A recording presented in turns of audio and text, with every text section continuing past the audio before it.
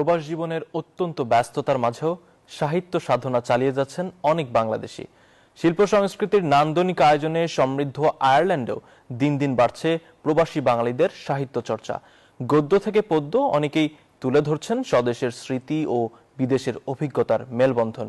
একই সঙ্গে লালন করছেন বাংলা ভাষা ও সাহিত্য। এই সাহিত্য চর্চার উজ্জ্বল এক দৃষ্টান্ত সম্প্রতি দেখা গেল লিমেরিক শহরে। আয়ারল্যান্ড থেকে সমীর কুমার ধরের রিপোর্ট। প্রবাস জীবনের অত্যন্ত ব্যস্ততার মধ্যেও সাহিত্যকর্ম করে যাচ্ছেন অনেক প্রবাসী বাংলাভাষী মানুষ। আয়ারল্যান্ডও দিন দিন বাড়ছে প্রবাসী বাঙালিদের সাহিত্য চর্চা। গদ্য থেকে পদ্য অনেকেই লিখে চলেছেন। বাংলাদেশের সিরাজগঞ্জের লেখক জামাল মালিক জাকির দীর্ঘ 28 বছর ধরে সাহিত্য চর্চা করে আসছেন। এইবার তিনি মোড়ক উন্মোচন করলেন তার তৃতীয় কবিতার বই ক্লান্ত বেদুইন। 2024 আমার কাব্যগ্রন্থ ক্লান্ত বেদুইন প্রকাশিত হয়। আমার এই দীর্ঘ 45 বছরের কাব্য সাধনায় আমি আছি। কবির মতে বিদেশের জীবনের প্রবাসীদের জীবন অনেকটা বেদনীর মতোই।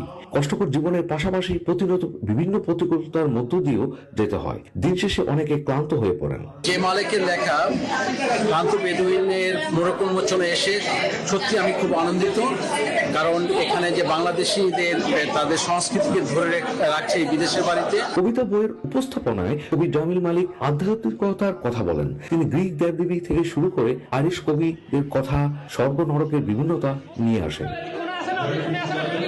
এই মোড়ক উন্মোচনটি অনুষ্ঠিত হয় লিমেরিকের গ্রেট ন্যাশনাল সাউথ কোর্ট হোটেলে। অনুষ্ঠানে শিশু থেকে শুরু করে বিভিন্ন বয়সের মানুষ ক্লান্ত বেদুইন কবিতার বই থেকে কবিতা পাঠও করেন। অনুষ্ঠানে উপস্থিত ছিলেন আয়ারল্যান্ডে বসবাসরত গণ্যমান্য কমিউনিটি ব্যক্তিবর্গ। এবারের সদ্য নির্বাচিত সভাপতি মোহাম্মদ মোস্তফা, লিমেরিকের বাংলাদেশি কাউন্সিলর আজাদ সহ অনেকে, ডাবলিন ও গলো শহর থেকেও অনেকে অনুষ্ঠানে উপস্থিত ছিলেন। সমীর কুমার ধর, নিউজ 24, লিমেরিক, আয়ারল্যান্ড।